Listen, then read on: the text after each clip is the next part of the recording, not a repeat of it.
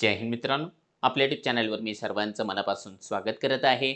आजच्या या व्हिडिओच्या माध्यमातून आपण पवित्र पोर्टल शिक्षक भरतीच्या संदर्भामध्ये काही महत्त्वाच्या घडामोडी बघणार आहोत आणि त्यातल्या त्यात येऊ घातलेली जी शिक्षक भरती आहे अतिशय मोठ्या पदांची मोठ्या जाहिरातीसह येणार आहे.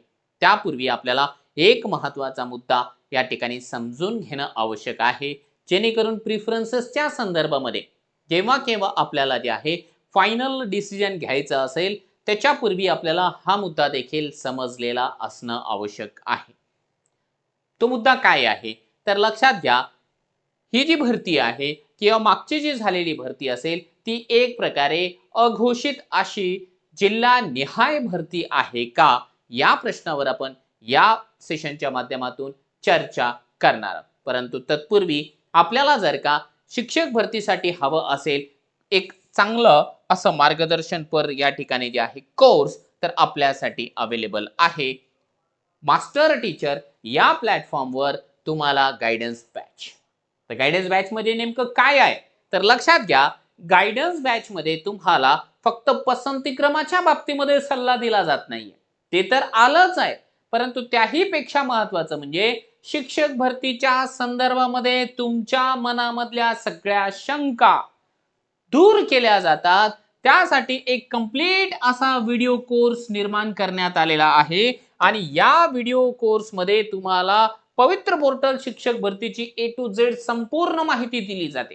त्यानंतर पसंतीक्रम आल्याच्या नंतर तुमचा स्कोर, तुमची कॅटेगरी, तुमचा विषय किंवा तुम्हाला हॉरिझॉन्टल कॅटेगरी आहे का किंवा तुम्ही राहताय कोणत्या ठिकाणी, तुमचं टार्गेटेड एरिया काय आहे, या सगळ्या बाबी ज्या आहेत लक्षात घेऊन तुम्हाला योग्य तो सल्ला दिला जाईल की तुम्ही कोणत्या वर्गाला, कोणत्या विभागामध्ये, कोणत्या विषयासाठी, कोणत्या माध्यमासाठी पसंतीक्रम द्यावा, जेणेकरून तुमच्या ज्या काही शक्यता आहेत लागण्याच्या त्या वाढतील. त्याच्यासोबतच तुमच्या मनामध्ये काही शंका असू द्या, प्रत्येक शंकेचं समाधान तुमचं लाईव्ह सेशनच्या माध्यमातून केलं जाणार आहे, केलं जात आहे. ते बऱ्याच जणांनी अनुभवलं देखील आहे, कारण या ठिकाणी 100% सगळ्या प्रश्नांची उत्तरं तुम्हाला दिली जाते. मुलाखतीला नंबर लागला, डेमो सेशनची तयारी आहे. याच्या व्यतिरिक्त चर्चा करण्यासाठी टेलिग्रामचा ग्रुप आहे. बऱ्याच गोष्टी तुमच्यासाठी अवेलेबल करून देण्यात आलेल्या आहेत. त्यासाठी तुम्ही मास्टर टीचर ऍप डाउनलोड करा आणि गायडन्स बॅच जॉईन करा. बघा, मला तुम्हाला या सेशनच्या माध्यमातून एका महत्त्वाच्या मुद्द्याकडे या ठिकाणी लक्ष तुमचं वेधून घ्यायचं आहे, जेणेकरून प्रिफरन्सेस देण्याच्या पूर्वी आपल्याला ही एक महत्त्वाची गोष्ट लक्षात असायला पाहिजे. शिक्षक भरतीसाठी येत्या 1-2 दिवसामध्ये जाहिरात येण्याची दाट शक्यता आहे, कारण जे काही सर्व प्रोसेस होती, ज्या काही म्हणूया आपण प्रशासकीय मान्यता होत्या, त्या फायनलाइज झाल्याची माहिती मिळत आहे. भरती देखील जवळपास 28,000च्या आसपास जागांची भरती होते आहे आणि कधी नव्हे ती प्राथमिक आणि उच्च प्राथमिक वर्गाची एवढी मोठी भरती होताना आपल्याला दिसते आहे. 1ली ते 5वीच्या सर्वाधिक जागा आहेत, 6वी ते 8वीच्या त्याच्यापेक्षा थोड्या कमी, 9वी 10वीच्या त्यापेक्षा कमी, 11वी 12वीच्या त्याच्याही पेक्षा कमी, अशी ही जी आहे भरतीची प्रोसेस असणार आहे. परंतु या सगळ्या बाबीला आपल्याला पसंतीक्रम देण्याच्या पूर्वी एक महत्त्वाचा मुद्दा आपल्याला लक्षात घ्यायचा आहे की आपण ज्यावेळेस पसंतीक्रम देणार आहोत, तर पसंतीक्रम देत असताना ज्या विदाऊटचा मेनू आहे, विदाऊटच्या मेनूमध्ये आपल्याला 100 आणि विथ इंटरव्ह्यूच्या मेनूमध्ये 50च प्रेफरन्सेस लॉक करता येणार आहे. त्यामध्ये एक महत्त्वाचा निर्णय जो की शासनाने याच्या पूर्वी घेतलेला आहे, आपण त्याच्याकडे थोडंसं दुर्लक्षित केलंय. भविष्यामध्ये जे आहे हा एक महत्त्वाचा मुद्दा आपल्यासाठी लक्षात घ्यायचा आहे. काय आहे तर बघा, शालेय शिक्षण विभागाचा 21 जून 2023 चा एक GR आहे, ज्यामध्ये शिक्षकांच्या बदलीबाबत सुधारित अटी लागू करण्याबाबत हा एक शासन निर्णय आहे. तसं शासन निर्णय तर बराच मोठा आहे, परंतु या शासन निर्णयामध्ये एक जी महत्त्वाची गोष्ट आहे, ज्याचा अनुभव मागच्या भरतीमधल्या उमेदवारांनी पण घेतलेला आहे, तो नेमका काय आहे तर लक्षात घ्या. 4 नंबरचा मुद्दा हायलाइट करून तुम्हाला या ठिकाणी दाखवतोय. नव्याने नियुक्ती झाल्यानंतर सदर शिक्षकांना जिल्हा बदलीचा हक्क राहणार नाही, असं स्पष्टपणाने सांगितलेलं आहे. आणि जर तुम्हाला जिल्हा बदलूनच जायचं असेल, परत एकदा एक्झाम द्या आणि एक्झाम दिल्याच्या नंतर दुसऱ्या जिल्ह्यामध्ये सिलेक्शन घ्या. तुमची जी जुनी सर्व्हिस आहे ती काउंट होईल, परंतु आपल्याला एक्झाम थ्रू जाता येणार आहे. बाकी डायरेक्टली ज्या पद्धतीने आताच्या शिक्षकांची जिल्हा बदली होते आहे त्या पद्धतीने आपल्याला जाता येणार नाही. 2022 मध्ये जेवढे उमेदवार जॉईन झालेले आहेत त्यांच्या जॉईनिंग लेटरवर स्पष्टपणाने लिहिलेलं आहे हा मुद्दा आणि संदर्भ देखील या शासन निर्णयाचा दिलेला आहे. आता ज्यावेळेस आपण पसंतीक्रम देणार आहोत कोणत्याही आस्थापनेला, जिल्हा परिषद, नगरपालिका, महानगरपालिका, कटक मंडळे, प्रायव्हेट सोसायटीमध्ये तर बदली नसतेच म्हणा, पण या ज्या स्थानिक स्वराज्य संस्था आहेत त्या ठिकाणी आपल्याला प्रिफरन्सेस देण्याच्या पूर्वी ही एक गोष्ट लक्षात ठेवायची आहे की आपण जिल्ह्याच्या बाहेर जाऊ शकणार नाही. जिल्हा बदलीचा आपल्याला हक्क राहणार नाही. पहिली गोष्ट तुम्हाला सांगतो इंटरेस्टिंग अशी की ज्या दिवशी तुम्हाला जॉईनिंग मिळेल, शाळेवरची गोष्ट सांगतो, त्या दिवसापासून किमान जे आहे 10 वर्षे तुम्हाला जे आहे एकाच शाळेवर राहायचं आहे. एकाच शाळेवर तुम्हाला जिल्हा बदली करता येत नाही किंवा शाळा बदली करता येत नाही.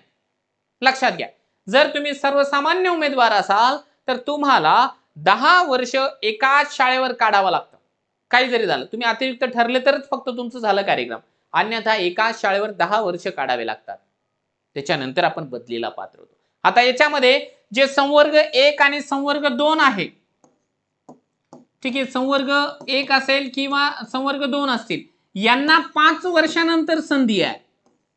यांना आपण असं म्हणू शकतो की 5 वर्षानंतर संधी. आता संवर्ग 1-2 मध्ये कोण येत आहे? संवर्ग 1 मध्ये जे दिव्यांग प्रवर्गाचे उमेदवार आहेत, 5 वर्ष त्यांना एका शाळेवर काढायचं, त्याच्यानंतर ते जिल्हा अंतर्गत बदलीसाठी पात्र आहेत जिल्ह्यातल्या जिल्ह्यामध्ये.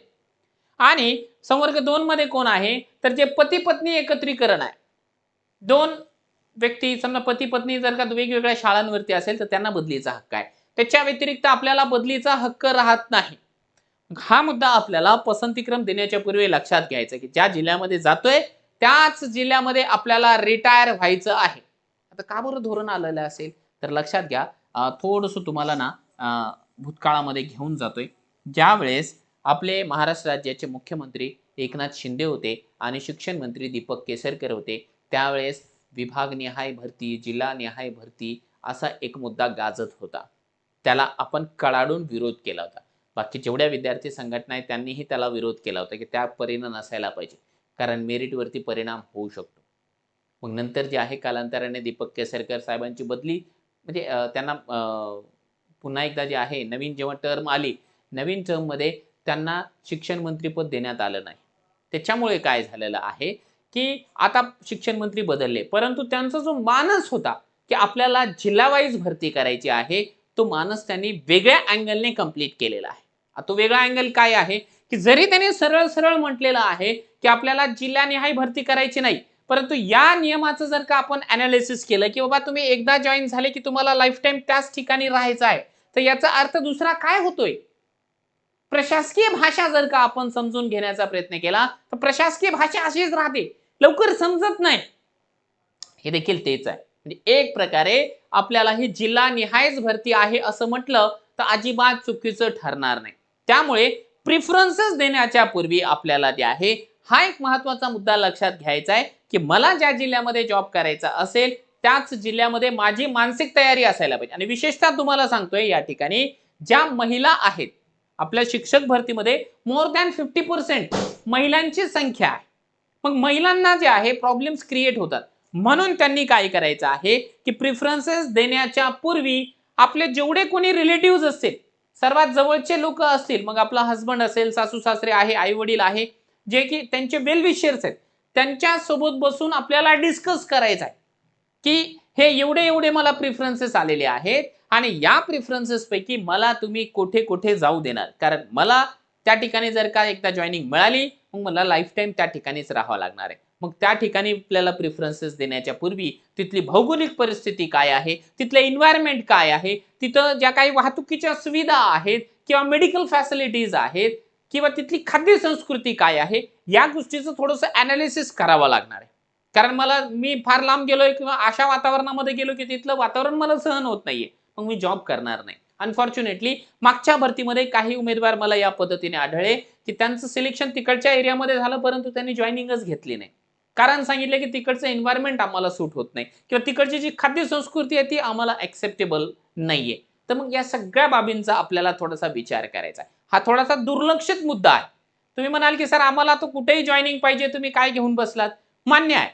परंतु या निर्णयामुळे एक 5-10% कॅन्डिडेट जर इफेक्ट होत असेल, तर माझं या ठिकाणी कर्तव्य आहे की तुम्हाला हा पॉइंट अगोदर समजावून सांगणे.